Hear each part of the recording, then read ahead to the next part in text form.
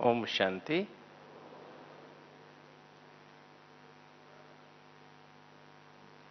कल ही हमने मीठे बाबा से मिलन मनाया और बाबा ने हमको अपनी श्रीमत दी कि स्वयं के परिवर्तन के साथ साथ हमें क्या करना है, विश्व के हर कोने कोने में, हर गली गली में, हर जन जन तक ये संदेश पहुंचाना है ताकि कोई उलझना न रह जाए, है ना। यही बात थी ना कल की मुरली की। वो सब कैसे पॉसिबल है, तो आज हम इसी बात पर और गहराई से समझेंगे कि कैसे वो संदेश जन जन तक पहुंच जाए, कैसे हमारे स्वयं की उन्नति हो सके और क्या तरीका है जिससे सब पॉसिबल होगा।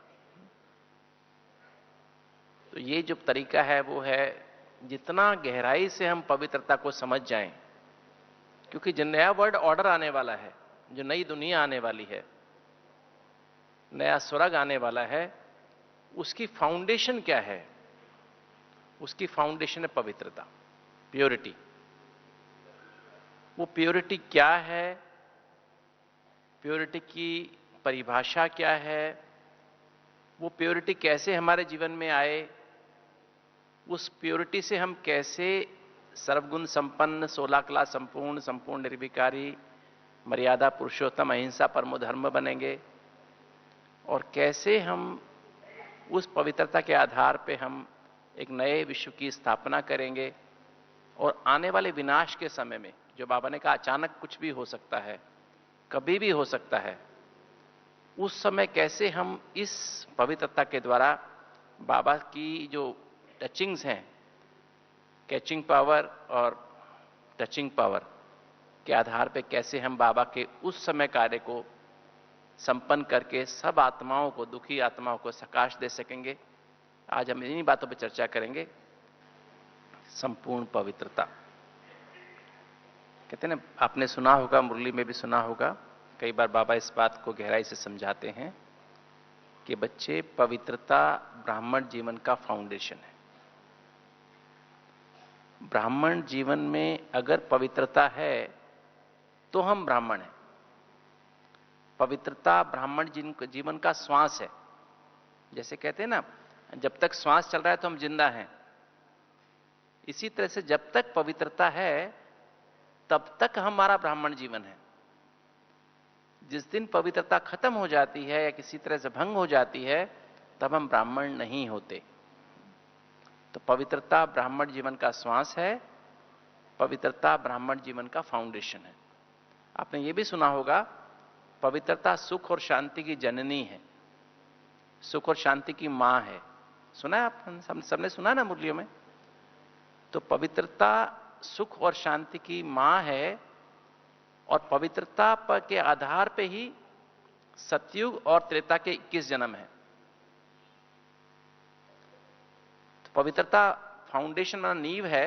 ब्राह्मण जीवन सतयुग और त्रेता के देवताई जीवन की नींव है। तो 21 जन्म की इस पे बिल्डिंग खड़ी होती है ना। ये 21 जन्म की जो बिल्डिंग खड़ी होती है, जो पवित्र जीवन की बिल्डिंग है, तो उसकी जो नींव क्या है, पवित्रता है। अगर जिसकी पवित्रता कच्ची है तो उसकी बिल्डिंग कैसे होगी? बिल्डिंग हिलेगी ना। बिल्डिंग पक्की होगी क्या? बिल्डिंग पक्की नहीं होगी। अर्थात सतयुग त्रेता के 21 जन्म जो होंगे हमारे राजाई जीवन के नहीं होंगे, प्रजा या दास दासी जीवन के होंगे। तो पवित्रता की अगर परिभाषा के रूप में समझें, आप सबने सुना भी है समय समय पर, किंतु आज उनके हम शाब्दिक अर्थ में ना जाकर बहुत गहराई में जाएंगे ताकि उसको हम समझ सकें और जीवन में अपना सकें। पवित्रता, जो मैं एक जस्ट रिवाइज करता हूं डेफिनेशन बाबा की। पवित्रता माना ब्रह्मचारी के साथ साथ ब्रह्मचारी, ब्रह्मचारी के साथ साथ ब्रह्मचारी। ब्रह्मचारी शब्द क्या है? ब्रह्मचारी माना या ब्रह्मचर्य माना क्या है कि ब्रह्म तत्व में, जैसे ब्रह्म तत्व में आत्माएं, अर्थात ब्रह्मलोक में, परम धाम में जैसे आत्माएं एक दूसरे को आत्मा के रूप में ही देखती हैं, ऐसे ही जब हम इस जीवन में एक दूसरे को सिर्फ आत्मा के रूप में देखें, मैं एक चमकता हुआ सितारा हूं, दूसरे भी सब चमकता हुआ सितारा है, तो यह है ब्रह्मचारी या ब्रह्मचारी, ब्रह्मचारी या ब्रह्मचर्य। वैसे ब्रह्मचर्य का दुनिया में मतलब सिर्फ काम विकार का परहेज से लेते हैं, स्थूल काम विकार के परहेज से लेते हैं, किंतु ब्रह्मचर्य का मतलब, गहरा मतलब क्या है कि हम सब एक दूसरे को सिर्फ आत्मा के रूप में देखें, भाई बहन के रूप में भी नहीं, सिर्फ हम आत्मा आपस में भाई भाई हैं। यही आज हमने मुरली में भी सुना कि बाबा ने कहा ये सबसे श्रेष्ठ तरीका है, मैं आत्मा, हम आपस में आत्मा भाई भाई हैं, तो ये पावन बनने का सबसे श्रेष्ठ तरीका है। तो एक तो ये और साथ साथ ब्रह्मचारी, ब्रह्मचारी का मतलब जो ब्रह्मा बाबा ने प्रैक्टिकल में करके दिखाया, मनसा वाचा कर्मणा संबंध संपर्क और स्वपन तक भी पवित्रता। बाबा ने पिछले कुछ सालों में बताया कि इवन व्यर्थ संकल्प आना भी अपवित्रता है। व्यर्थ संकल्प माना, सपोज आप अपने घर में रहते हैं या यहां रहते हैं और आपके मन में ये आया कि इसने ऐसा क्यों किया, ये ऐसा क्यों करता है, ये ऐसा क्यों करती हैं, ऐसा मेरे साथ क्यों हुआ, ये क्या, क्यों, कैसे, ये आना भी, मन में आना भी अपवित्रता है। क्योंकि बनाया हुआ ड्रामा, ये बनाया ड्रामा है, बाबा का बनाया हुआ ड्रामा है। इसमें क्वेश्चन रेज करना, इसमें क्या, क्यों, कैसे करना, ये भी ड्रामा, बाबा पे अविश्वास करना, ड्रामा पे क्वेश्चन रेज करना, तो ये भी अपवित्रता है। अब अगर हम इसकी और थोड़ा सा उसमें चलते हैं तो पवित्रता कैसे हमारे जीवन में आए, क्या है पवित्रता?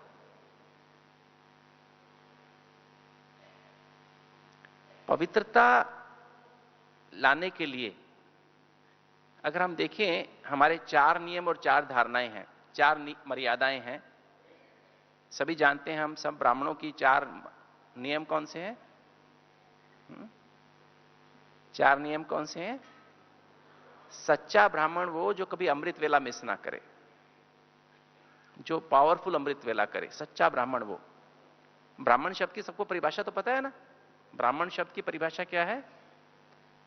जैसे ब्रह्मा शब्द है ना, ब्रह्मा शब्द है, ब्रह्मा माना, ब्रहा माना बड़ा, विशाल, बेहद, मां, बेहद की मां, अर्थात हम सब की मां कौन है? सभी मनुष्य आत्माओं की मां, किसी धर्म किसी जाति की आत्माएं हो, उन सब की मां कौन है? ब्रह्मा। शिव हमारा पिता है, ब्रह्मा हमारी बेहद की मां है। इसी तरह से जो ब्राह्मण शब्द है, इसका अगर हम शाब्दिक अर्थ बनाएं तो ब्रहा माना बड़ा, बेहद, विशाल, और मन माना मन। तो जिसका ब्राह्मण वो व्यक्ति हैं जिनका मन और बुद्धि विशाल है, बेहद का है। जो हद का जिनका मन और बुद्धि है वो मनुष्य है, अर्थात मनुष्य माना मन के वश में रहने वाले, हदों में रहने वाले। ये मेरी देह है, वो देह हद है, देह के संबंधी हद में है, देह के स्वभाव संस्कार हद के हैं और देह के पदार्थ हद के हैं, और आत्मा बेहद है। 1 सेकंड में यहां, 1 सेकंड में कहां, तो ये बेहद है। परमात्मा बेहद है, हमारे परमात्मा से संबंध बेहद के हैं। कोई भी संबंध, ए से लेके जेड तक संबंध, का से लेके आखिरी जो अक्षर होता है ना हमारी शब्दावली का, उस तक कोई भी संबंध अगर आप बनाएं तो हमारे बाबा से सब संबंध है, और ये ड्रामा बेहद है। तो ब्राह्मण माना ही जिसका मन और बुद्धि विशाल है, बेहद है, जिसकी मन में सदा, बुद्धि में सदा यह है कि मैं देह नहीं, मैं आत्मा हूं। ब्राह्मण माना जिसकी बुद्धि में सदा ही परम धाम में रहती है, सूक्ष्म वतन में रहती है, बेहद में रहती है। ब्राह्मण माना वो जिसकी बुद्धि में सदा ही एक एक संबंध, बाप से एक एक संबंध की अनुभूति रहती है, उन अनुभूतियों में समाया रहता है। ब्राह्मण माना वो जिसकी बुद्धि में ड्रामा का हर राज अर्थात सृष्टि के आदि मध्य अंत का, कर्मों की गुह्य गति का राज जिनकी बुद्धि में सदा भरपूर है इस ज्ञान से, वो है ब्राह्मण।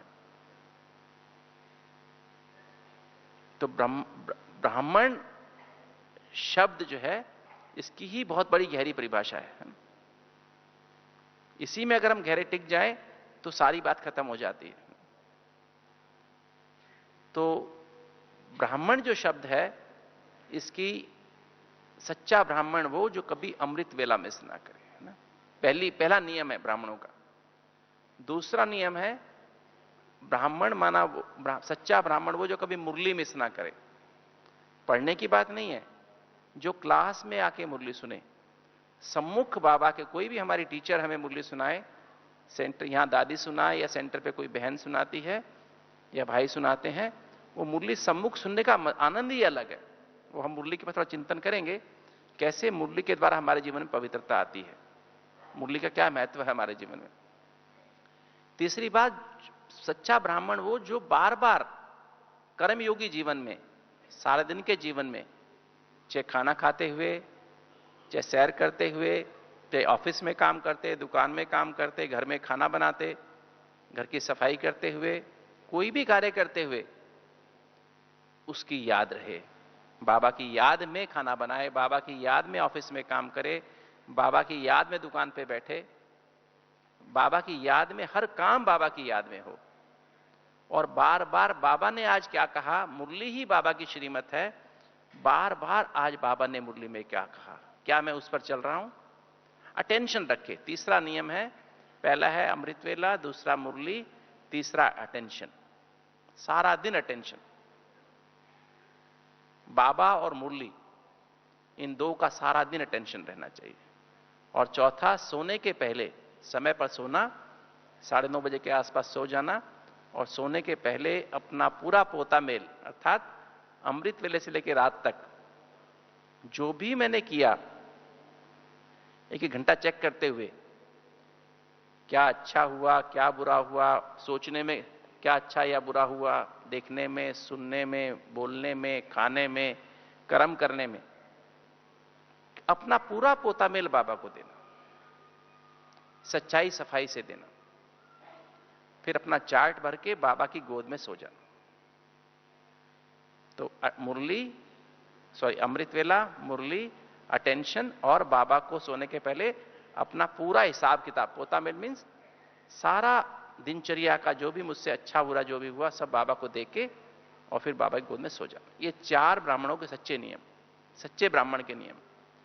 सच्चा ब्राह्मण चाहे ट्रेन में हो, चाहे प्लेन में हो, चाहे घर में हो, चाहे किसी भी दिनचर्या में हो, घर में शादी हो, घर में किसी की डेथ हो गई हो, चाहे बीमार हो, कभी भी इन 4 नियमों को मिस नहीं करते। अब ये जो 4 नियम है, इन 4 नियमों की सबसे जो बड़ी बात, जो सबसे इंपॉर्टेंट बात है, जिसके आधार पे अमृत वेला पावरफुल होता है, मैं यहां थोड़ा इस पे ब्रीफ कर दूं। अमृत वेला पावरफुल कब होगा, जो जितना अधिक सच्चाई से अपना पोता मेल हम बाबा को सोने के पहले देते हैं। सुबह से एक लेटर लिखें, मीठे बाबा, आज सुबह मैं उठा, अमृत वेला ऐसा हुआ, अमृत वेला में मैं 45 मिनट से 20 मिनट मेरे को ध्यान नहीं लगा या मेरे को नींद आ गई, जो भी सच्चाई से 20 मिनट मेरा ऐसा लगा, मैं लगा मुझे 10 मिनट मैं उसमें सूक्ष्म वतन में गया, 1 मिनट परम धाम में गया, जो भी जैसा भी हुआ, अमृत वेला हुआ, फिर मैंने क्या किया, फिर मैंने क्या किया, बाबा मैंने वहां, उसने मुझे ऐसा कहा तो मुझे ऐसा गुस्सा आया या वॉटेवर, कुछ गलत मुख से निकल गया, जो भी दिनचर्या में, खाना खाते समय मेरी बुद्धि खाने में चली गई, स्वाद में चली गई, मैं शुरू में याद था बीच में भूल गया, फला जो भी कैसे, सारी दिनचर्या लिख दो, फिर साइन करके बाबा को 000 पे, बाबा का हॉटलाइन फैक्स नंबर है, क्या नंबर है, 000, है ना। आप सबको पता है जब हम अपने मोबाइल में, टेलीफोन में क्या, अगर 1 0 डायल करें तो हम स्टेट के बाहर जाते हैं, 2 0 डायल करें तो देश के बाहर चले जाते हैं, और 3 0 डायल करें तो विश्व के बाहर चले जाते हैं ना। हाँ? तो मैं आत्मा जीरो, मेरा बाप जीरो, और अभी तक जो आज सारे दिन में बीता मल्टीप्लाइड बाय जीरो, जीरो से गुना कर दें तो वो लेटर मेरा बाबा के पास फैक्स हो जाता है। और फिर बाबा के पास पहुंच जाने के बाद बाबा को सरेंडर सच्चे दिल से करके फाड़ के डस्टबिन में डाल दो, और फिर बाबा को याद करें, चार्ट भरें, जो चार्ट हमारा होता है, और उसके बाद सच्चाई से चार्ट भरें। दिखाने के लिए नहीं, किसी को दिखाना नहीं है, वो मेरे लिए है, बाबा के और मेरे बीच की बात है। सच्चाई से भरें। घंटे घंटे का चार्ट रखना बहुत जरूरी है कि मैं 1 घंटे में कितने मिनट में बाबा की याद में रहा, 10 मिनट रहा, 20 मिनट रहा। जैसे हम लोग अपना चार्ट रखते हैं तो हम देखते हैं कि आज मेरा 9 से 10 में, सुबह 9 से 10 में मेरा चार्ट थोड़ा कम हुआ, तो मुझे 10 से 11 के बीच में टेंशन रहती है कि 10 से 11 पेशेंट देखते हुए इतना मैं अटेंशन रखूं। 10 से 11 मान लो मेरा कम हो गया तो 11 से 12 मेरी ज्यादा अटेंशन रहती है। तो हर कर्म करते अटेंशन रहती है ऐसा चार्ट रखने से, है ना। क्योंकि अल्टीमेटली हमको कहां जाना है, ना जाने कौन सी घड़ी अंतिम घड़ी हो, है ना। मम्मा का स्लोगन है ना, हर घड़ी अंतिम घड़ी है। तो ऐसा अटेंशन कि हमेशा जस्ट मेरी अटेंशन लगी रहे, जब चाहे अचानक, जब चाहे आखिरी समय आ जाए, मैं रेडी हूं जाने के लिए, एवर रेडी। तो ये स्थिति हमारी होनी चाहिए। तो ये जब हम लेटर लिखते हैं, एक्चुअली क्या होता है, जब भी हम सारा दिन में कर्म करते हैं, हमारे ब्रेन में एक, जैसे हार्ट का ईसीजी होता है ना, हार्ट की धड़कन ऊपर नीचे हम ईसीजी में रिकॉर्ड कर सकते हैं, ऐसे ब्रेन का ईईजी होता है, इलेक्ट्रोएन्सेफेलोग्राम, इलेक्ट्रोड लगा के हम ब्रेन में चेक कर सकते हैं। नॉर्मली हमारी बीटा रिदम होती है 13 से 18 बार 1 सेकंड में, ऐसे लगभग इतने ही विचार हमारे एक मिनट में चलते हैं। 13 से 18 मतलब एवरेज 15 विचार हमारे 1 मिनट में चलते हैं, जब हम नॉर्मल बैठे, आंख खोल के बैठे। कि तो जैसे ही हमारे मन में चिंता आती है, जल्दीबाजी आती है, डर लगता है अंदर से, थोड़ा सा किसी के प्रति हम दोष निकालते हैं उसके लाइफ में, या अपने प्रति कुछ गलत बात सोचते हैं, किसी से ईर्ष्या करते हैं, तो हमारे विचारों की स्पीड फास्ट हो जाती है। हमारे विचारों की स्पीड 19 से 30 हो जाती है।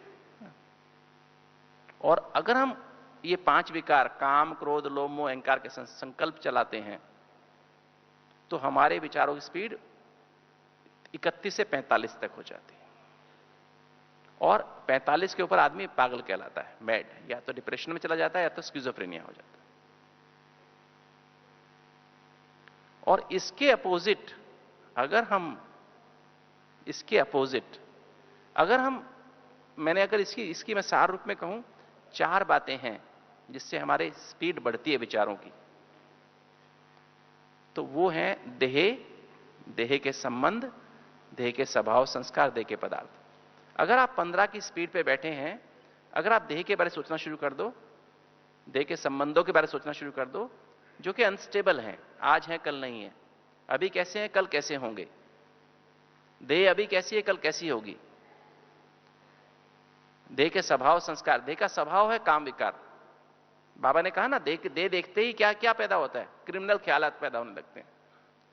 तो देह का स्वभाव ही काम विकार है, काम है, क्रोध है, लोभ है, मोह है, अहंकार, ये देह के स्वभाव, नेचर है देह की। और देह का संस्कार क्या है, आदत क्या है, देह की आदत क्या है, देह की आदत है आलस्य।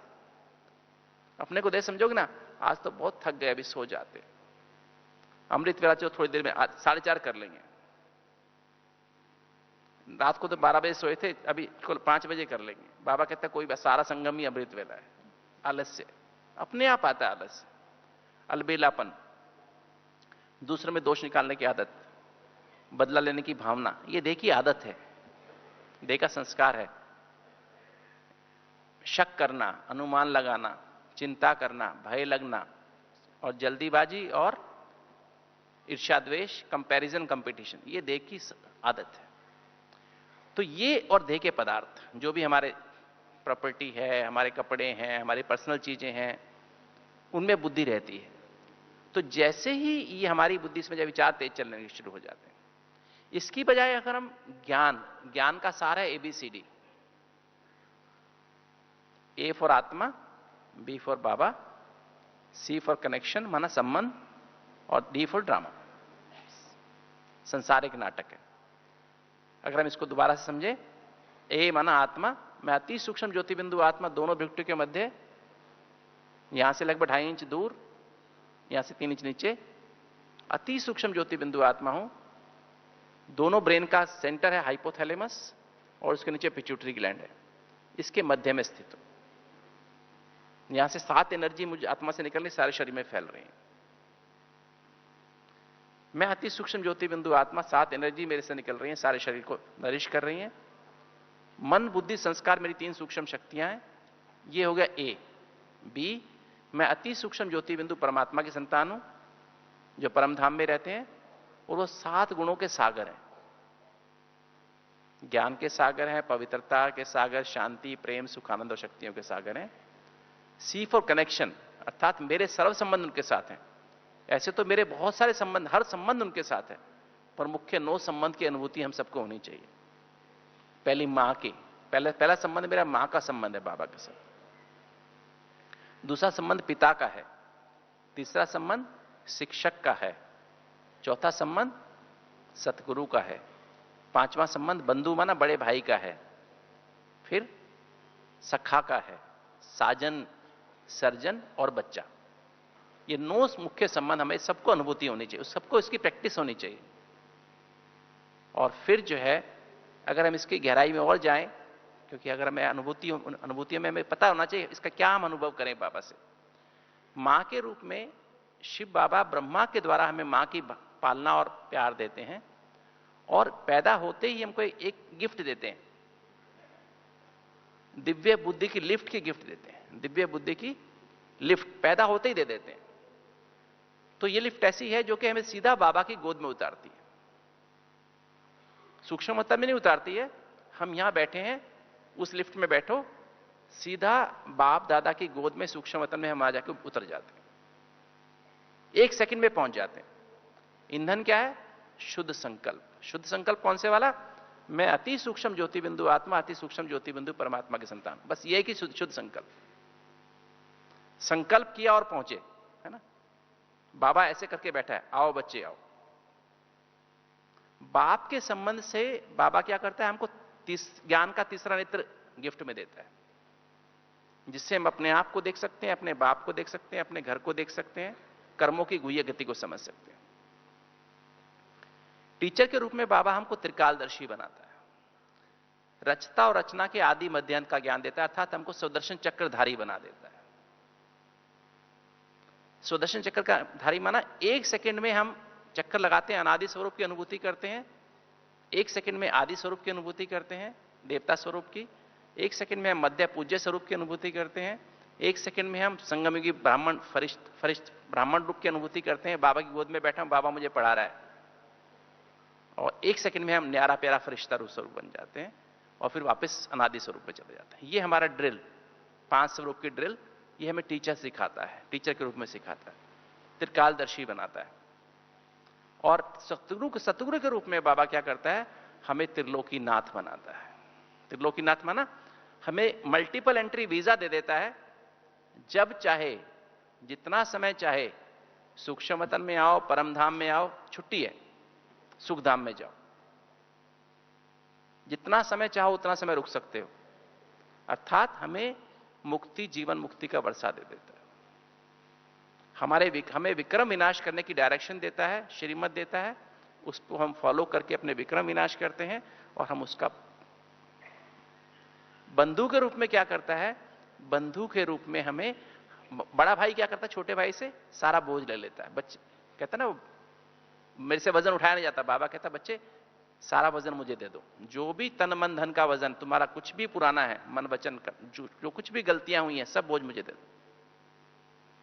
सखा के रूप में बाबा कहता जो कुछ गलतियां किसको सुना नहीं सकते हो, सब अपने दोस्त के रूप में मुझे सब सुना दो। साजन के रूप में बाबा दैवी गुणों से सजा देता है।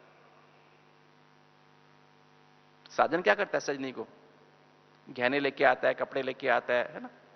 तो वो साजन हमें दैवी गुणों से सजाता है, हमारा श्रृंगार करता है, सत्यता से श्रृंगार करता है, पवित्रता से श्रृंगार करता है, निर्भयता से श्रृंगार करता है ना। ऐसे से दैवी गुणों से हमारा श्रृंगार करता है बाबा। अंतर्मुक्ता, एकाग्रता, एक नामी, व्यर्थ से इकोनॉमी, एक रस स्थिति, सरलता, नम्रता, उदारता, मधुरता, धैर्यता, गंभीरता, रमणीकता, सहनशीलता, दृढ़ता, संतुष्टता, हर्षित मुक्ता, ऐसे ही आज्ञाकारी, वफादार, ईमानदार, फरमान बरदार। ऐसे एक एक का बहुत गहरा डिस्क्रिप्शन और इसकी अनुभूति हो सकती है, किंतु मैं तो जस्ट आपको नाम सिर्फ रिवाइज करके दे रहा हूं, फिर आप इसकी गहराई में जा सकते हैं, है ना। दैवी गुणों की गहराई में ही आप 4 घंटा योग कर सकते हैं। एक एक दैवी गुण की गहराई में जाओ, 4 घंटा पता ही नहीं रहता कहां चले गए, ऐसी स्थिति में रह सकते हैं। तो ये जो है बाबा साजन के रूप में सजाता है, और सज्जन के रूप में जो आत्मा को 5 कीड़े लगे हैं, आत्मा को 5 कीड़े लग गए। कौन कौन से? काम, क्रोध, लोभ, मोह और अहंकार का कीड़ा लगाओ। सर्जन के रूप में उन कीड़ों को निकालता है बाबा अंदर से। गहरे बैठ गए, हमारी कॉन्शियसनेस में घुस गए 5 कीड़े। बार बार अंदर देखो, निकालो, फिर घुस जाते हैं, बार बार निकालो, फिर घुस जाते हैं। तो जब हम परम धाम में ज्वालामुखी याद में बैठते हैं तो बाबा इनको ऑपरेशन करता है, निकालता है हमारे पास।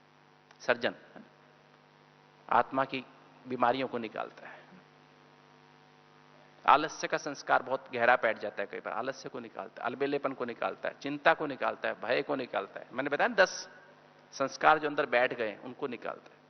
और बच्चे के रूप में सब जिम्मेवारी ले लेता है, वारिस, है ना, और उस पर सब कुछ हम बलिहार कर देते हैं। तो ऐसे एक एक संबंध की अनुभूति, है ना। और डी फॉर ड्रामा, संसार एक नाटक है, इस नाटक में हर आत्मा एक्टर है। कर्म सिद्धांत के अनुसार हर आत्मा एक्यूरेट पार्ट प्ले कर रही है, और मेरा मीठा बाबा इसका डायरेक्टर है। कर्म सिद्धांत के अनुसार एक्यूरेट डायरेक्शन दे रहा है। अगर कोई मुझे दुख दे रहा है तो ये समझो मैंने इसको दुख दिया हुआ है। किसी ने मुझे धोखा दिया तो ये समझो मैंने धोखा दिया हुआ है, इसलिए मुझे वापस मिल रहा है। कोई बीमारी आई है तो ये समझो मेरे अपने किए हुए पाप कर्म है। कोई व्यक्ति इसके लिए जिम्मेवार नहीं है कि इसने ऐसा किया तो इसलिए मैं बीमार हूं। कई लोग हमारे पास हार्ट के पेशेंट आते हैं ना, कहते डॉक्टर साहब बस इनके कारण मेरे को हार्ट की बीमारी हुई है, मेरे को मेरा बच्चा कहना नहीं मानता इससे हार्ट की बीमारी हो गई है, मेरी युगल ऐसा करती है, मेरा युगल ऐसा करता है इसलिए मुझे हार्ट की बीमारी हो गई। इसके कारण नहीं, मेरे अपने किए हुए कर्म, पाप कर्म। कोई बीमारी भी होती है मुझे, मेरे अपने किए हुए पाप कर्म जिम्मेवार है। और उसका अल्टीमेट इलाज, हर बीमारी का इलाज है अपने पाप कर्मों का बाबा की याद से विनाश करना, भस्म करना। जैसे जैसे भस्म होंगे बीमारी हल्की होती जाती है। हर बीमारी की दवा मेरा बाबा है ना। एक बार याद होगा बाबा ने एक मुरली चलाई थी लास्ट ईयर, मेरा बाबा, हर बीमारी की दवा मेरा बाबा। इसकी गहराई से अनुभूति है ना। तो ये इसलिए अभी तक जो हुआ है अच्छा हुआ है, जो हो रहा है अच्छा हो रहा है, जो होने वाला बहुत अच्छा होना है। जैसे इन 4 शब्दों की अनुभूति, इसको रिवाइज और रियलाइज करते हैं, इनको एबीसीडी को, इस ज्ञान को रिवाइज और ये मुरली भी क्या है, ये एबीसीडी ही है। अर्थात इस मुरली को जितनी बार हम रिवाइज करते रियलाइज करते हैं उतना हमारी बुद्धि पवित्र होती जाती है। जो हुआ अच्छा हुआ, जो हो रहा है अच्छा, जो होने वाला बहुत अच्छा। जो हो रहा है क्या अच्छा हो रहा है, जो हुआ अच्छा कैसे हुआ, उसमें मेरे सिर पे बोझ था, कम हो गया। अभी क्या अच्छा क्या हो रहा है, अभी तो बाबा की गोद में बैठा हूं, बाबा मुझे राजयोग सिखा रहा है, बाबा हर कदम मेरे साथ है, मैं बाबा के साथ हूं, बाबा मेरे साथ है। हर समय यह अनुभूति है, रात को भी सोते हुए, दिन में भी चलते हुए, हर काम करते हुए बाबा मेरे साथ है। इससे अच्छा क्या हो सकता है, भगवान मेरे साथ है। और जो होने वाला है, क्या होने वाला है, क्या होने वाला है, अभी हम फरिश्ता बन के सारे विश्व की सेवा करेंगे और उसके बाद सोने हीरे जवाहरात के महलों में रहेंगे। और क्या होगा, कभी कम से कम 2500 साल कमाना नहीं पड़ेगा, सिर्फ पिकनिक बनानी पड़ेगी, खाना पड़ेगा और सोना पड़ेगा, ठीक है, डांस करेंगे बस, और कुछ भी नहीं करना है। इससे अच्छा क्या होगा, कुछ होगा अच्छा? तो बढ़िया ही बढ़िया होने वाला है। तो ये नशा हर समय, ये चिंतन, तो जिसको बार बार मनन माना रिवाइज करना, चिंतन माना अपनी चिंता अंदर लगा देना कि बाबा कहता है बच्चे ऐसा बनो और मैं अभी भी ऐसा हूं, मुझे ऐसा बनना है। मंथन माना उसको घोटना, घोटना माना उसका रियल अर्थ निकालना। अब देखो, मैं आपको मैं आपको मुरली का कैसे मंथन करता हूं, मनन चिंतन मैं आपको बताता हूं। अभी पीछे एक मुरली चली थी, बाबा ने कहा बाबा स्वीट का पहाड़ है। क्या याद है? बाबा मीठे बच्चे, बाबा स्वीट का पहाड़ है, और तुम्हें मोस्ट स्वीटेस्ट बनना है, बाप समान मोस्ट स्वीटेस्ट बनना है। इसका क्या अर्थ हुआ? स्वीट का पहाड़ क्या होता है? तो चिंतन, मनन चिंतन रिवाइज करता रहा, मन मन में वॉकिंग करता रहा, मनन चलता रहा, फिर चिंतन किया, फिर मंथन किया। तो इसका अर्थ मैंने बाबा से पूछा, मनन करते करते जब मगन हो जाते हैं हम, जब मनन करते करते मगन हो जाते हैं, तो बाबा से हमारी तार जुड़ जाती है। तार जुड़ने से क्या होता है, क्या बाबा से बातचीत कर सकते हैं। तो मैंने कहा बाबा ये स्वीट का पहाड़ क्या चीज होती है? तो बाबा ने कहा बच्चे, स्वीट का पहाड़ कुछ और नहीं, ये 7 जो गुण है ना, ये 7 गुणों का बाबा सागर है, ये है स्वीट का पहाड़। तो 7 गुण जो ज्ञान, पवित्रता, शांति, प्रेम, सुख, आनंद और शक्तियों का सागर है बाबा, तो मतलब स्वीट का पहाड़ है। ये सतो प्रधानता ही स्वीटनेस है। तो मोस्ट स्वीटेस्ट माना जब हम 7 गुणों में सतो प्रधान हो जाते हैं, भर जाते हैं। सतो माना 7, प्रधान माना भरपूर। तो ये जब हम सतो प्रधान हो जाते हैं, तो इसको ही हम मोस्ट स्वीटेस्ट स्थिति कहते हैं। यही है मीठापन। बाबा कहते हैं मीठा बनो, बहुत मीठे बनो। बहुत मीठे का क्या मतलब है? क्या मतलब मीठे का मतलब? सतो प्रधान। तो इस तरह से जब मंथन करते हैं ना, समझ में आ गया। अब मीठा शब्द जब बाबा बोलता है मीठा माना सतो प्रधान, और सतो प्रधान माना ही पावन है। सतो प्रधान स्थिति ही पावन है। पवित्रता कुछ और नहीं है। क्या पवित्रता क्या चीज है? सतो प्रधान, 7 गुणों में भरपूर हो जाना ही पवित्रता है। यही पावन स्थिति है। पतित क्या स्थिति है? तमो प्रधानता ही पतित स्थिति है। जब ज्ञान की बजाय अज्ञान हमारी बुद्धि में आ जाता है, शांति की बजाय अशांति आ जाती है, रूहानी प्रेम की बजाय फिजिकल प्रेम की फीलिंग आती है, दैहिक प्रेम, लगाव, झुकाव, प्रभाव या टकराव की फीलिंग आती है, अतीन्द्रिय सुख की बजाय खाने का सुख देखने लगते हैं, खाने का सुख, देखने का सुख, सुनने का सुख, बोलने का सुख, छूने का सुख देखते हैं, और आनंद की बजाय फिजिकल चीजों में आनंद लेने लगते हैं, और शक्तियों के बजाय जिम में जाने लगते हैं, मसल्स बनाने लगते हैं। तो वो है तमो प्रधानता, वो है पतितपना। उससे दुख आता है, इससे सुख आता है। तो ये सतो प्रधानता आत्मा। तो जब हम एबीसीडी को रिवाइज करते हैं, रियलाइज करते हैं, विजुअलाइज नहीं करना है, विजुअलाइज इन आंखों से किया जाता है। जो इन आंखों का देखा हुआ विजुअलाइज किया जाता है, रियल नहीं है। क्योंकि जो अलौकिक है वो इन आंखों से देख नहीं सकते हैं। ना सूक्ष्म वतन देख सकते हैं, ना परमधाम देख सकते हैं, ना आत्मा देख सकते हैं, ना परमात्मा देख सकते हैं। विजुअलाइज राइट वर्ड नहीं है, इमेजिनेशन राइट वर्ड नहीं है। बाबा ने ये वर्ड कभी इस्तेमाल नहीं किए। बाबा कहता है बच्चे रियलाइज करो, रियलिटी को रियलाइज करो, सत्यता को रियलाइज करो। तो वो रियलिटी को रियलाइज करो, जितना उसको रियलाइज करते तो मनन, चिंतन, मंथन, और जो मंथन कर लिया फिर उसका सिमरन करते रहो, घोटते रहो। जैसे जैसा हम करते हैं हमारी बुद्धि पवित्र होती जाती है। उस पवित्रता से विचार कम होने लगते हैं, उसे शांति कहते हैं। तो शांति मन में मतलब विचार कम हो गए, शांति आने लगती है। शांति जब आने लगती है तो शांति से रूहानी प्यार पैदा होता है। अर्थात हमारे विचार जब 15 की बजाय 8 हो जाते तो शांति महसूस होती है, और जब 6 विचार हो जाते हैं लगभग, जिसे हम थीटा रिदम कहते हैं, 8 को अल्फा कहते हैं और 6 को थीटा कहते हैं। इसको वैसे इंग्लिश में अल्फा रिदम को पीसफुल रिदम कहते हैं और थीटा रिदम को लवफुल रिदम कहते हैं। जब स्पीड कम हो जाती है तो हमें ये रियलाइज होने लगता है कि जैसे मुझे केयर की आवश्यकता है, लोग मेरी देखभाल करें, लोग मेरी केयर करें, लोग मुझे रेस्पेक्ट करें, ऐसे मुझे दूसरों की भी रेस्पेक्ट करनी है, मुझे भी दूसरों की केयर करनी है। अनकंडीशनल केयर करनी है। अनकंडीशनल माना निस्वार्थ भाव से उनकी देखभाल करनी है, उनको आदर देना है, रेस्पेक्ट देना है। इसको ही रूहानी प्यार कहते हैं। यही है रूहानी प्यार। इस रूहानी प्यार से अतीन्द्रिय सुख की अनुभूति होती है। अतीन्द्रिय सुख माना इंद्रियों से ऊपर का सुख। एक इंद्रियों वाला सुख होता है, देखने का सुख, बोलने का सुख, खाने का सुख, सुनने का सुख, छूने का सुख, ये इंद्रियों का सुख है। अतीन्द्रिय आत्मा का परमात्मा से मिलन का सुख, ये सुख के मैं आत्मा अविनाशी हूं, मरने वाली नहीं हूं। ये सुख के मैं आत्मा कभी बूढ़ी नहीं होंगी। ये सुख के मैं कभी आत्मा बीमार नहीं हो सकती। ये अतीन्द्रिय सुख है।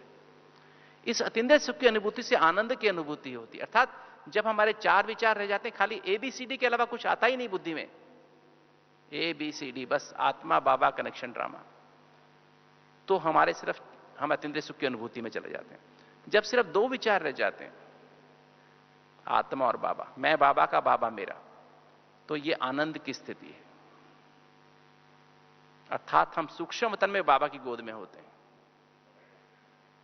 और जब खाली बाबा रह जाता है, जब आत्मा बाबा के प्यार में लवलीन हो जाती है, समा जाती है, उसमें एक रस टिक जाती है, तो वो स्थिति है सर्वशक्तिमान स्थिति, मास्टर सर्वशक्तिमान की स्थिति। अर्थात आप आत्मा परम धाम में पहुंच जाते हैं। अर्थात सिर्फ ज्योति बिंदु की अनुभूति रहती है। और वो ज्योति बिंदु की स्थिति मैं बस यही फील रहता है, मैं अति सूक्ष्म ज्योति में, सब हर चीज की बिंदु लग जाता है, हर चीज का बिंदु, कोई मन में संकल्प उठता ही नहीं, कोई हर संकल्प से परे चले जाते हो, तो वो है परम धाम की बीज रूप स्थिति। इस बीज रूप स्थिति में विक्रम विनाश होते हैं। अर्थात विक्रम विनाश होना माना जो कुछ भी हम कर्म कर रहे हैं, देख रहे हैं, सुन रहे हैं, बोल रहे हैं, खा रहे हैं, हाथों से कर्म कर रहे हैं, पैरों से कर्म कर रहे हैं, अगर विकारों के वश कर रहे हैं तो वो पाप कर्म है। और हर पाप कर्म, विकारों के वश देखना, विकारों के वश बोलना, विकारों के वश खाना, विकारों के वश सुनना, विकारों के वश कोई भी कर्म करना, आत्मा की बैटरी को डिस्चार्ज करता है और साथ साथ ये रिकॉर्ड हो जाता है। और यही है पाप कर्म, क्योंकि ये रिकॉर्ड हो जाता है। और जैसे ही वो व्यक्ति हमारे सामने आता है, भले 10 साल के बाद आए, 20 साल के बाद आए, 40 साल के बाद आए, वो फाइल खुल जाती है। वो फाइल खुलने के बाद वो ही पाप वापस हो जाता है।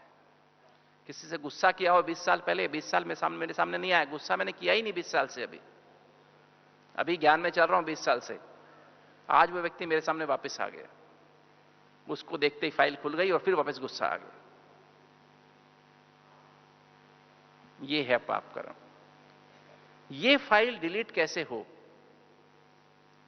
जब आप उस एक संकल्प की स्थिति में पहुंच जाते हैं, बाबा, और बाबा में भी खो जाते हैं, तो सिर्फ आपको बाबा ही नजर आता है। बाबा माना बस मैं ज्योति हूं, बाबा ज्योति है, बस ये, और कुछ भी नहीं। लाल रंग का प्रकाश नजर नहीं आता है, ठीक है ना? कई लोग कहते हैं लाल रंग का प्रकाश है वहां पर, ऐसा कुछ नजर नहीं आता है ना, क्योंकि देख ही नहीं सकते। अनुभूति सिर्फ शक्तिशाली स्थिति की होती है। शक्तिशाली स्थिति माना ही लाल रंग का प्रकाश बोल देते हैं। किसको लाल रंग का प्रकाश अनुभव होता है? हाथ उठाओ। वो विजुलाइज करते हो आप, ठीक है? वो रियल नहीं होता है, ठीक है? वो विजुलाइज, इमेजिन करते हो। लाल रंग का प्रकाश चित्र में देखा होता है ना, जो चित्र में देखो, हनुमान भी नजर आता है चित्र में देखो तो, बाद में, है ना? वो रियल नहीं है। हनुमान होता है क्या? हनुमान होता है क्या? होता ही नहीं है। गणेश होता है क्या? होता ही नहीं है ना? हम ही गणेश है, हम ही हनुमान है। कहां है मेरी सूंड? है सूंड क्या? है ना?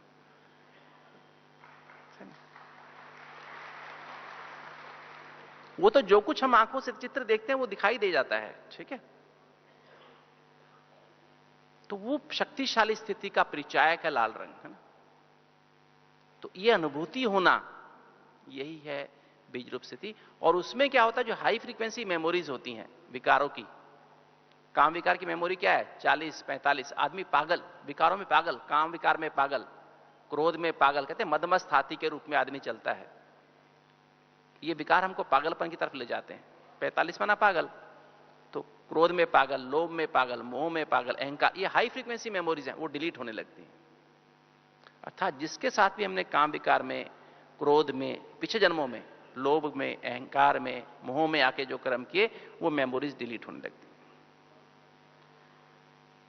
और हमने मान लीजिए 1 लाख बार अभी तक क्रोध किया है, ना जाने 10 लाख बार किया हो, 50 लाख, पता नहीं इस जन्म में कितनी बार किया होगा।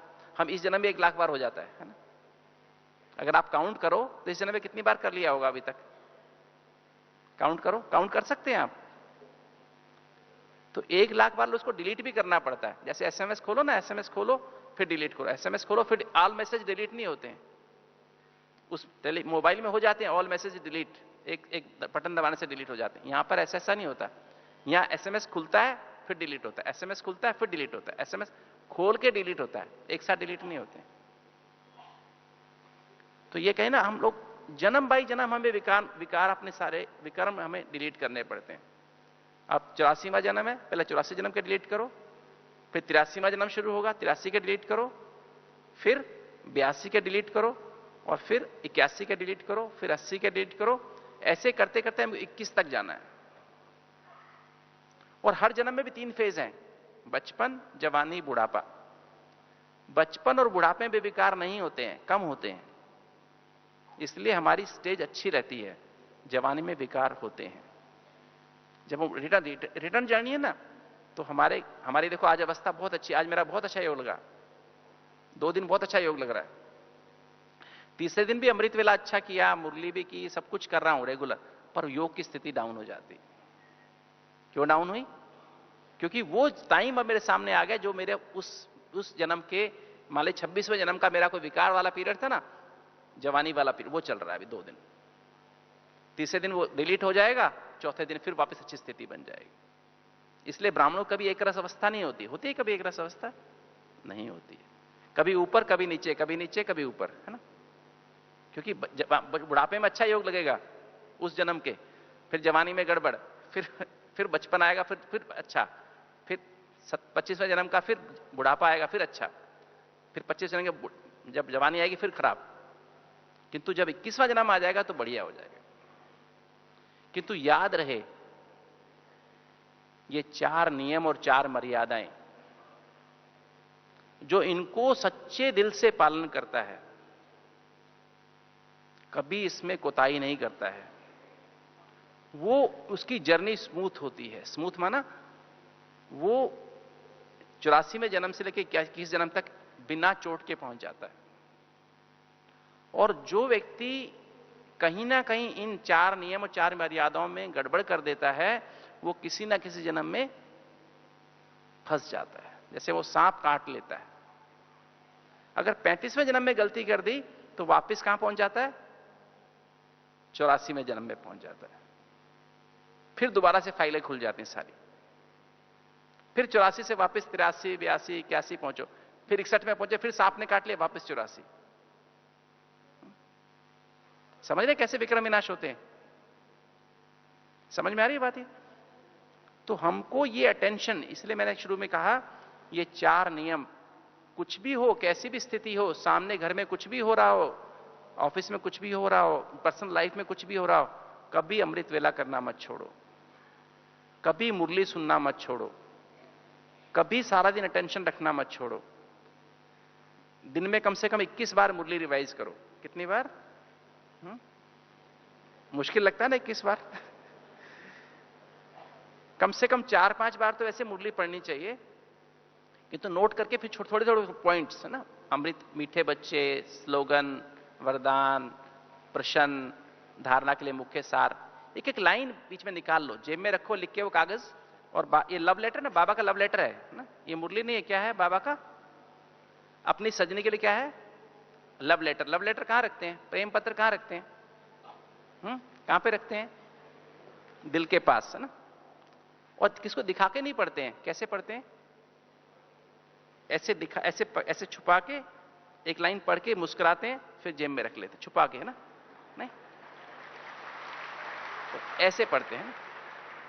तो जितनी बार इस मुरली के पॉइंट रिवाइज करते हैं, 21 बार तो मैं कम कहता हूं, है ना, 21 बार तो 21 जन्म का राज्य भाग लेना, इसलिए इसलिए कहता हूं। नहीं तो श्वासों श्वास मुरली के पॉइंट से याद रहने चाहिए, श्वासों श्वास पे मनन चिंतन चलना चाहिए। तो इस आधार पे ही हमारा पद बनता है। तो जितना हम मुरली को बार बार रिवाइज रियलाइज करते जाते हैं, हमारी स्थिति अच्छी होती जाती है। तो जितना, और इससे जो है हमारी, तो मैं इस बात पे था ना कि कैसे हम अपने आप को, तो अमृत वेला मुरली जितना बार करते जाएंगे, हमारी फ्रीक्वेंसी कम होती जाएगी और उतना अधिक हम आनंद की अनुभूति, सुख की अनुभूति, सुख आनंद और शक्तियों की अनुभूति, और ये जो स्थिति है अत्यंत सुख की अनुभूति फरिश्ता स्थिति है। 4 से नीचे की स्थिति फरिश्ता स्थिति है, आनंद की और सुख की अनुभूति फरिश्ता स्थिति है। अर्थात तब हमें अपनी स्थूल देह का भान ही फील नहीं होता है, ऐसा फील होता है जैसे हम उड़ रहे हैं, देह है ही नहीं, देह बिल्कुल हल्की लगती है, शरीर में कोई रोग हो तो रोग की फीलिंग नहीं आती है। और विक्रम विनाश जब होते हैं तो उस विक्रम विनाश की निशानी क्या है? कल जिस व्यक्ति से मैंने, कल क्रोध हुआ था, जिस व्यक्ति से क्रोध आया था, उस व्यक्ति को आज मैंने जब मिला मुझे व्यक्ति, तो व्यक्ति से तक क्रोध की फीलिंग ही नहीं आई। भूल ही गया इस व्यक्ति ने कल मुझे क्या बिहेव किया था। मैं उसको आत्मा रूप में देख रहा हूं, मैं उसको मुस्कुरा रहा हूं उसको देख के, भले वो आज भी गाली दे रहा है, मैं मुस्कुरा रहा हूं, मुझे जरा भी फीलिंग नहीं है कि ये क्या कह रहा है। समझ रहे? इसका मतलब मेरा उससे विक्रम विनाश हो गया। क्रोध या लोभ या मोह या काम, कोई भी इच्छा, कोई भी विकार का अंश हो, आज खत्म हो गया। तो इस तरह से सिर्फ अमृत वेला ही विक्रम विनाश हो सकते हैं, इसलिए अमृत वेला करना बहुत आवश्यक है। और एक बात और, सबसे ये देखने में आया, अगर हम बाबा, और जब हम कोई गलती करते हैं तो हमारी गलतियां सबसे पहले उठते ही, जब अमृत वेला योग करने बैठते ना, वो गलती याद आती है। अगर सोने के पहले बाबा से माफी नहीं ली ना, तो फिर क्या होता है, सबसे पहले उठते ही वो याद आती है। और कई बार तो मेरा अपना अनुभव है, वो अनुभव क्या है, मैं जब अमृत वेला योग करने बैठता हूं, जो सारा दिन में गलती हुई, वैसे तो मैं हमेशा लेटर लिख के सोता हूं, चार्ट भर के। आज तक मेरा 16 साल हो गए मुझे, जब से कैट प्रोग्राम शुरू हुआ तब से मैंने आज तक लेटर, हमेशा चार्ट, लेटर लिखना और चार्ट बनना कभी नहीं छोड़ा। तो चार्ट, कभी बाई चांस अगर पूरा लेटर ना लिखा जाए, ढंग से ना कोई बात रह जाती है, तो मुझे क्या होता है, बाबा के सामने जब जाता हूं तो बाबा जैसे मुझे गोदी में नहीं लेगा, प्यार नहीं करेगा। फिर मैं बाबा से बात करूं, बाबा को वहीं खड़े खड़े दूर में खड़े खड़े ऐसे करूंगा, बाबा एकदम मुझे याद आ जाएगा, कल वो गलती हुई थी, कल मैंने उसके साथ ऐसा बोला था, या मैंने उसके साथ थोड़ा सा आंख दिखाई थी। आंख दिखाई, मत आंख दिखाई समझे ना, गुस्सा नहीं किया, किंतु मैंने थोड़ा सा ऐसा किया कि इसको टाइट होके मैं दिखाऊं। तो वो बाबा दिखाई, बच्चे तुझे ऐसे करना चाहिए था क्या? तुम अपने आप को ब्राह्मण कहते हो, ऐसे करते हैं क्या? बेहद की बात करते हो और तुम आंख दिखाते हो। तो बाबा, नहीं बाबा, आगे से नहीं करूंगा। फिर बाबा गोदी में लेगा। तो ये जो है सचमुच में इतना सच्ची दिल, साफ दिल बन जाते हैं, तो बाबा गोदी में लेके प्यार करता है, बाबा से हमारी तार मिल जाती है। यही हमारी वाइसलेस तार है ना। वाइसलेस माना कि बाबा और मैं, बाबा और मैं, मेरा तो एक शिव बाबा, दूसरा ना कोई। जब ये स्थिति होती तो बाबा से हमारी संकल्पों से बातचीत होती है, और यही अंत में हमारी स्थिति होगी जब हमारी वाइसलेस तार काम करेगी। ना मोबाइल काम करेंगे, ना टेलीफोन काम करेगा, ना टेलीविजन काम करेगा। इसी से हमें टचिंग होगी, इसी के द्वारा हम ब्राह्मण आपस में बातचीत करेंगे, एक दूसरे की मदद करेंगे। ये वाइसलेस सिस्टम काम करेगा, वायरलेस सिस्टम काम नहीं करेगा, मोबाइल काम नहीं करेंगे। तो ये हमारी संपूर्णता जब हमारी अंदर आएगी, तो जैसे जैसे हमारे विक्रम विनाश होते जाएंगे, और जब हम 21वें जन्म के पास 21वें जन्म में पहुंच जाएंगे, तो हमारी एक रस स्थिति, सारे विक्रम विनाश हो जाएंगे। तब हमारी एक रस फरिश्ता स्थिति आ जाएगी, और जिस दिन हम सब 21वें जन्म में पहुंच जाएंगे, उस दिन विनाश शुरू होगा। क्योंकि हम, बाबा ने कहा, जब सबका मन हल्का हो जाएगा विनाश के बारे में, तब विनाश होगा। मतलब तब हम जब विनाश की बात ही भूल जाएंगे कि विनाश होने वाला है। जब हमारे विक्रम विनाश होंगे तो हमें तो सत्युग नजर आएगा ना, चलते फिर सत्युग के सीन सिंधिया नजर आनी शुरू हो जाएगी, क्योंकि हम सत्युग की स्टेज में, हम त्रेता की स्टेज में पहुंच जाएंगे। हमें त्रेता दिखाई देना शुरू हो जाएगा, अपने त्रेता के महल नजर आने शुरू हो जाएंगे, त्रेता की सीनरियां दिखाई देनी शुरू होगी। फिर हम दैवी गुणों की धारणा में अटेंशन रखेंगे और धीरे धीरे हम 12वें 8वें जन्म में पहुंच जाएंगे, सत्युग के सीनरी दिखाई देनी शुरू हो जाएंगे। तब तक कि उस स्थिति में हम अपने फरिश्ता स्थिति से सब लोगों की सेवा करेंगे, जो दुखी अशांत आत्माएं होंगी उनकी सेवा करते रहेंगे, उनको हमारे साक्षात्कार होते रहेंगे, इष्ट के रूप में, फरिश्तों के रूप में साक्षात्कार होते रहेंगे, बाबा का हमारे मस्तक से साक्षात्कार उनको होता रहेगा।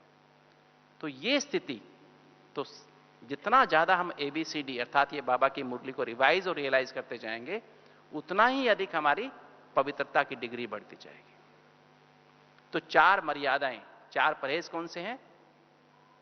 पहला है पवित्रता, है ना?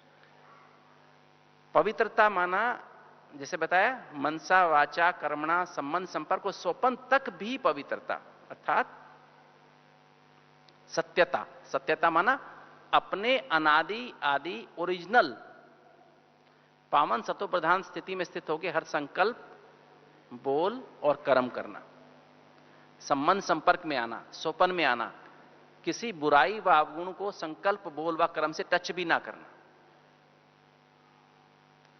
पवित्रता माना सत्यता, अर्थात अपने सत्य स्वरूप में स्थित रहना। हमारा सत्य स्वरूप कौन सा है? अनादि और आदि। ये जो है ना, मैं द्वापर और कलयुग वाला स्वरूप जो है हमारा सत्य स्वरूप नहीं है, ये तो शूद्रों का स्वरूप है, रावण का स्वरूप था, उसको नहीं याद करना, ये हमको गहराई से समझना है। फिर सत्यता, फिर इसके बाद पहली पवित्रता का और गहराई से इवन व्यर्थ संकल्प करना भी अपवित्रता है। तो जितनी जितनी हमारी पवित्रता की डिग्री बढ़ती जाएगी, उतना उतना बाबा से, उतना उतना हमारा अमृत वेला पावरफुल होता जाएगा, उतना उतना हमारी मुरली बुद्धि में बैठती जाएगी, उतना उतना हमारा सारा दिन अटेंशन रहेगा, और उतना ही गहराई से हम अपना लेटर सच्चाई से बाबा को दे सकेंगे, पोतामेल सच्चाई से दे सकेंगे। नहीं तो पोतामेल भी हम झूठा लिखते हैं, चार्ट भी झूठा लिखते हैं, किसी को दिखाना नहीं हो तो भी झूठा लिखते हैं। किसके लिए झूठा लिख रहे हैं पता नहीं, किसको दिखाने के लिए लिख रहे हैं वो भी गलत, पता नहीं। फिर शुद्ध अन्न, बाबा की याद में भोजन बनाना, बाबा की याद में खाना। जब खाना खाते हैं तो अपनी प्लेट लेके कहां चले जाना चाहिए? सूक्ष्म वतन में चला जाना चाहिए, ठीक है? तो बाबा मुझे खिलाए, मैं बाबा को खिलाऊं, यह है शुद्ध अन्न खाना, शुद्ध सात्विक अन्न खाना। सात्विक माना 7 गुणों को बढ़ाने वाला, सात्विक माना आसक्ति में नहीं खाना, अनासक्त होके खाना। आज चपाती बहुत अच्छी बनी, सब्जी बहुत अच्छी बनी, 3 चपाती खा ली, 4 खा ली, आज अच्छी नहीं है तो 1 ही खाई, ये शुद्ध अन्न नहीं है, सात्विक अन्न। पराठा, पकोड़ा, समोसा, मिठाइयां खाना, ये सात्विक नहीं, राजसिक अन्न है। इससे हमें आलस्य पैदा होगा, अलबेलापन पैदा होगा। लहसुन प्याज की तो हम बात ही नहीं करते, वो तो खाना ही नहीं होता हमको। लहसुन प्याज है, बासी पदार्थ खाना है ना, बहुत मिर्चों वाला खाना, अचार खाना, है ना, अचार खाते ना, ये तामसिक कहलाते हैं, उत्तेजना पैदा करते हैं। बहुत चाय कॉफी पीना, कोल्ड ड्रिंक पीना, ये सब तामसिक पदार्थ है, उत्तेजना पैदा करते हैं, हमारे अंदर विकार जागृत करते हैं, ठीक है? तो शुद्ध सात्विक अन्न का भोजन है ना। ये नहीं कहना है मशीन का बना हुआ बिस्किट है, मशीन की बनी आइसक्रीम है, खा लो, चाय मशीन की बनी कॉफी है, पी लो, कोई बात नहीं। ये अपने आप को धोखा देना है, ठीक है? तो जितनी शुद्धता हमारे अन्न में आती जाएगी, उतना हमारा बाबा से अमृत वेला पावरफुल होगा, मुरली पावरफुल होगी, और अटेंशन रहेगा, और लेटर अच्छा लिखा जाएगा। इसी तरह से फिर सत्संग, अर्थात एक बाबा और मुरली का संग, और किसी का संग नहीं। जब हम ABCD की बात करते हैं, ABCD जब हम खाली ABCD करो, E और F मत करो। E माना एक्स्ट्रा, एक्स्ट्रा माना जो ब्रह्मा बाबा ने नहीं किया उसके अलावा कुछ मत करो, जो ब्रह्मा बाबा ने किया सिर्फ फॉलो फादर करो, किसी और की मत, किसी और की मनमत परमत में मत जाओ। वो गुरु ने ये कहा, हम कोई मुद्रा लगा लो, कोई प्राणायाम कर लो, कोई हम क्रिया कर लें, नहीं, एक बाबा मेरा सर्जन है ना, उससे पूछो बाबा क्या कहता है। बाबा क्या क्या प्रेरणा है, मुझे मुझे तकलीफ हो गई, मुझे हार्ट की तकलीफ हो गई, मुझे सांस की तकलीफ है, मुझे सिर दर्द हो रहा है, बाबा से पूछो, बाबा क्या मैं क्या करूं? बाबा बताएगा, बच्चे उस डॉक्टर के पास चले जाओ, दवाई ले लो, दवाई ले लो, बच्चे ऐसे कर लो, बच्चे ठीक हो जाओगे, बच्चे ऐसे ऐसे स्थिति में योग लगाओ, ठीक हो जाओ। तो ये संग एक बाबा के अलावा किसी का संग नहीं, बाबा और मुरली, बस तीसरा कुछ संग नहीं होना चाहिए। और एफ माना फोर्स, किसी को फोर्स मत करो, अपने कर्मों से परिवर्तन करो, बोल के परिवर्तन करने की आवश्यकता नहीं है। स्पेशली अपने घर वालों का भी बोल ज्ञान मत सुनाओ ज्यादा, कर्मों से ज्ञान सुनाओ, कर्म करके दिखाओ। और फिर तो सत्संग और दैवी गुणों की धारणा, दैवी गुणों की धारणा माना ये जो दैवी गुण मैंने बताया ना, सत्यता, पवित्रता, निर्भयता, अंतर्मुक्ता, एकाग्रता, एकांतवासी, सरलता, नम्रता, उदारता, मधुरता, ये जीवन में लाओ। अगर याद रहे, बाबा का बनने के बाद अगर एक बार गुस्सा किया, 3 दिन तक आपका योग नहीं लगेगा। जैसा योग चाहिए वैसा नहीं लगेगा, नीचे चले जाएंगे। एक बार उदास हो गए, मूड ऑफ कर लिया, 5 दिन तक योग नहीं लगेगा। एक बार जल्दी में आ गए, 18 घंटे तक योग नहीं लगता है। किसी के प्रति दुश्मनी की भावना रख ली, जब तक उसको माफ नहीं करोगे तब तक योग लगेगा नहीं अच्छा से। तो कभी भी कोई विकार बाबा का बनने के बाद मत टच मत करो,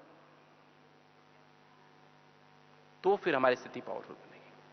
तो जैसा जैसा हम इस 4 नियम 4 धारणाओं में पक्के होते जाएंगे, तो हमारा अमृत वेला पावरफुल, विक्रम विनाश करने वाला, हम विक्रमाजीत बनते जाएंगे। विक्रमाजीत बनते जाएंगे तो कर्मातीत बनते जाएंगे। कर्मातीत बनते जाएंगे तो संपूर्ण बनते, संपूर्ण माना संपूर्ण हमारा ज्ञान की मूर्त बन जाएंगे, संपूर्ण पवित्रता की मूर्त, संपूर्ण शांति की मूर्त, संपूर्ण रूहानी प्रेम की मूर्त, संपूर्ण अतीन्द्रिय सुख की मूर्त, संपूर्ण आनंद की मूर्त और संपूर्ण शक्तियों की मूर्त बन जाएगी। ऐसी स्थिति हमारी होगी, अर्थात 7 गुणों की मूर्त सत्व प्रधान बनते जाएंगे। तो ऐसा जब हम करते जाएंगे तो हमारी स्थिति पावरफुल होती जाएगी। तो इस तरह से जब हम 4 नियम 4 मर्यादाओं और उतना जितना हम ये कैसे करते जाएंगे, हमारी दिल सच्ची और साफ होती जाएगी। लेटर रोज लिखेंगे बाबा को, क्योंकि जब भी हम गलती करते हैं, मैंने एक गलती की मर्यादा से नीचे ऊपर किया, बोलने में, देखने में, सुनने में, खाने में, कोई कर्म करने में, तो मेरी फ्रीक्वेंसी बढ़ जाती है। मान लीजिए मेरी फ्रीक्वेंसी अभी 10 है या 6 है, मैंने गुस्सा किया, कुछ थोड़ा सा किसको आंख दिखाई, 10 हो गई, फिर एक और बार किया 15 हो गई, एक और किया 20 हो गई, एक और गलती की 25 हो गई, है ना, एक और गलती की 30 हो गई। और नींद माना 4 से कम, गहर नींद माना डेल्टा रिदम 4 से कम। तो 4 से कम होने के लिए मुझे 30 से 40, 4 से 4 पे कैसे आएंगे, एकदम आ ही नहीं सकते। तो नींद कच्ची होगी, सुबह अमृत वेला अच्छा होगा ही नहीं, सुबह अमृत वेला नींद आएगी। तो सोने के बाद लेटर लिखे ना, जैसे बाबा को लेटर लिखते हैं, बाबा मेरे से आज गलती हुई, मैंने उसको आंख दिखाई, मैंने बाबा आज ये गलत खा लिया, बाबा मैंने आज ये खाते समय मेरी बुद्धि खाने में चलेगी, मैं आपको भूल गया। तो वो जब लिखते हैं तो हमारी गलती बाबा सुनता है ना जैसे ही, तो हमारी फ्रीक्वेंसी 25 से 20 हो जाती है। दूसरी गलती एक्सेप्ट करते 20 से 15 हो जाती है, तीसरी गलती एक्सेप्ट करते 15 से 10 हो जाती है, चौथी गलती एक्सेप्ट करते हैं तो क्या होता है, 5 हो जाती है। क्योंकि गलती करते समय, गलती लिखते समय बाबा याद आता है ना, बाबा मैंने ऐसे किया, बाबा मैंने ऐसे किया, उसमें ही बाबा याद आता है ना। तो बाबा की याद से वो क्या है, गलतियां हमारी फ्रीक्वेंसी कम होती जाती है। और फिर जैसे हम संकल्प करते हैं, बाबा अब मैं आपकी गोद में आ रहा हूं। आपको पता है हमारा बेडरूम कहां है? ये जो बेड होता है ना जिसपे हम सोते हैं, ये तो हमारा गैरेज है। गैरेज में ना, बॉडी हमारी कार है ना, कार को गैरेज में पार्क कर दो, फिर बाबा को याद करने बैठ जाओ। तो हमारा बेडरूम है सूक्ष्म वतन, और हमारा बेड कौन सा है, बाबा की गोद, है ना। 1 सेकंड में बाबा की गोद में पहुंचे। तो जब ऐसी स्थिति हमारी होती है तो क्या होता है, हम सूक्ष्म वतन में पहुंच जाते हैं, बाबा की गोद में सो जाते हैं। तो हमारी फरिश्ता स्थिति में जाके सोते हैं बाबा के पास, और बाबा को टाइम देते हैं, बाबा 3:30 उठा देना, बाबा 3 बजे उठा देना। एक्यूरेट 3 बजे उठा देगा, 3:30 बजे, 3:30 बजने से पहले आधा मिनट पहले उठाएगा। उसका गीत बाद में बजता है। कभी हमको वो लगाने की आवश्यकता नहीं पड़ती, क्या कहते हैं, वो अलार्म लगाने की आवश्यकता नहीं होती है ना। इतना अच्छा सिस्टम बाबा बना के देता है। चाहे ट्रेन में हो, चाहे प्लेन में हो, चाहे कहीं पे भी हो। तो ऐसी स्थिति बनाने की, यह है संपूर्ण पवित्रता। तो इस संपूर्ण पवित्रता की जितनी गहराई में हम उतरते जाएंगे, उतना अमृत वेला पावरफुल होगा, उतना मुरली अच्छी प्रिंट हो जाएगी। पहले पेज पे कौन सा, ये बाबा की मुरली में ज्ञान, योग, धारणा, सब सेवा, 4 सब्जेक्ट होते हैं ना। तो पहले पेज में बाबा ने ज्ञान की कौन सी बात बताई, योग की कौन सी बात बताई, धारणा की कौन सी, सेवा की कौन सी, सेकंड पेज में कौन सी बातें बताई, थर्ड पेज में कौन सी, चौथे पेज पे कौन सी बताई। एक एक बात बुद्धि में प्रिंट रहती है, तब हमारी स्थिति ऐसी होती जाएगी। ठीक है? तो ये बात क्लियर हुई आप सभी को। और मैं लास्ट में आपको प्योरिटी की, बाबा ने, मैंने एक मुरली पढ़ी थी, लास्ट में मैं वो बात आपको बताता हूं 2 मिनट में, कि प्योरिटी की बाबा के यहां पर कंपटीशन होती है ऊपर सूक्ष्म वतन में। क्या कंपटीशन होती है? उसमें 5 बातें बाबा देखता है। पहला देखता है आत्मिक स्मृति का तिलक कैसा चमक रहा है। आत्मिक स्मृति माना मैं आत्मा हूं, ये भी आत्मा है, हम सब आपस में आत्मा भाई भाई हैं। तो ये आत्मिक स्मृति का तिलक, ये कितना चमक रहा है, कितनी से किरणें निकल रही हैं, कितने दूर दूर तक लाइट जा रही है। तो पहली ब्यूटी इसमें देखता, तिलक, आत्मिक स्मृति का तिलक मस्तक के बीच में। दूसरा बाबा देखता लाइट का क्राउन। तो जितना अधिक आत्मिक स्मृति का तिलक चमकता है, उतना ही ज्यादा लाइट का क्राउन बड़ा होता है। तीसरी जो ब्यूटी होती है वो होती है नैनो में दूसरों को आत्मा देखने की नजर, दूसरों को फरिश्ता स्वरूप में देखने की नजर। देह ना देख करके, देह को देखते हुए देह को ना देख करके उनको फरिश्ता देखना, उनको आत्मा देखना। तीसरी ये बाबा देखता है। चौथी बात देखता है, बाबा देखा होठों पे कौन सी मुस्कान है। आत्मा के और परमात्मा के महान मिलन की और सर्व प्राप्तियों की मुस्कान इस व्यक्ति के, इस बच्चे के चेहरे पे है कि नहीं, बच्चे के होठों पे है कि नहीं। ये चौथी बात बाबा देखता है। पांचवी बात बाबा देखता है, मुख पे लाली कैसी है। किस चीज की लाली? बाप से मिलने की लाली, कलप के बाद बाप से मिलने वाले सुख की लाली। ये 5 बातें बाबा प्योरिटी कंपटीशन में देखता है। ठीक है? जिनका लाइट का ताज चारों तरफ सारे शरीर के आसपास फैला हुआ होता है, जिनका मस्तक रूपी तिलक चमक रहा होता है, आंखों में रूहानी नजर होती है, होठों पे सदा मुस्कुराहट रहती है, हर्षित मुख रहते हैं, चेहरे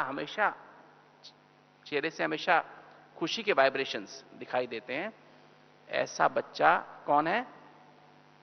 वो फर्स्ट नंबर में होता है। सेकंड जो बच्चे होते हैं उनकी, बाबा ने एक बार बताया था, इस मुरली में बताया था कि जो 100% सब 70% से ऊपर वाले 108 की माला में आते हैं, जिस इन 5 बातों में 70 से 30% जो होता है वो सेकंड ग्रेड वाले होते हैं, और थर्ड ग्रेड वाले 30 से नीचे होते हैं। तो बाबा ने रिजल्ट में बताया था कि ज्यादातर बच्चे सेकंड ग्रेड में हैं। सेकंड ग्रेड में माना मतलब उनकी सेकंड डिवीजन है। तो बाबा ने कहा फर्स्ट ग्रेड में जाने का एक ही तरीका है, बार बार अपने अंदर ये रिवाइज करो कि मैं हूं ही ओरिजिनल पवित्र आत्मा, अनादि आदि स्वरूप में पावन सत्व प्रधान थी। इसको बार बार अंदर स्मृति में इमर्ज करो, चलते फिरते उठते बैठते, तो हम कौन से ग्रेड में आ जाएंगे? फर्स्ट ग्रेड में आ जाएंगे। और एक बार मैं बाबा को लास्ट में बताता हूं आपको, एक बार मैंने एक मुरली भी पढ़ी, फिर मैंने चिंतन किया था, मनन चिंतन किया था, मंथन किया था। तो मैंने सोचा अंदर से कि हम एक दिन में कितने श्वास लेते हैं? हम एक दिन में लगभग 16,000 श्वास लेते हैं। 1 मिनट में 14 बार लेते हैं दिन में, रात को 10 सांस लेते हैं 1 मिनट में, तो हम 16,000 श्वास लेते हैं। तो जो बच्चे जिनको 16,000 मतलब श्वासों श्वास बाबा और बाबा की मुरली याद रहती है, वो अष्टरत्न बनते हैं। जैसे हमारी दादियों के पास जब जाओ बाबा ने ये कहा, बाबा ने ये कहा, बाबा ने आज मुरली में एक, अभी दादी जी आएंगे देखना, मुरली सारी आपको सुबह वाली रिवाइज करा दें, कल वाली मुरली भी रिवाइज करा दें, एक एक बात। वो अष्टरत्न होते हैं। और जो बाबा के बच्चे दिन में कम से कम 108 बार मुरली को रिवाइज करते हैं, मतलब उनको रियलाइज करते हैं अंदर से, वो 108 की माला में आते हैं। मतलब 1 घंटे में 10 बार, 1 घंटे में लगभग 10 बार नहीं, 6 बार। और जो बच्चे कम से कम दिन में 8 बार मुरली को रिवाइज करते हैं, वो 16,108 की माला में आते हैं। और जो कम से कम रोज 1 बार क्लास में जाके मुरली सुनते हैं, वो 9,16,108 की माला में आते हैं। ठीक है? तो हमको इस बात का बहुत गहराई से, अगर हम सतयुग की आदि प्रजा में आना है, तो हमको ये करना होगा, क्लास में जाके कम से कम 1 बार मुरली रोज सुननी है। टेलीफोन पे नहीं, मोबाइल पे नहीं, टेलीविजन में नहीं। पक्का? तो ये तरीका है हमको 108 की माला, 16,108 की माला में आने का। ओम शांति।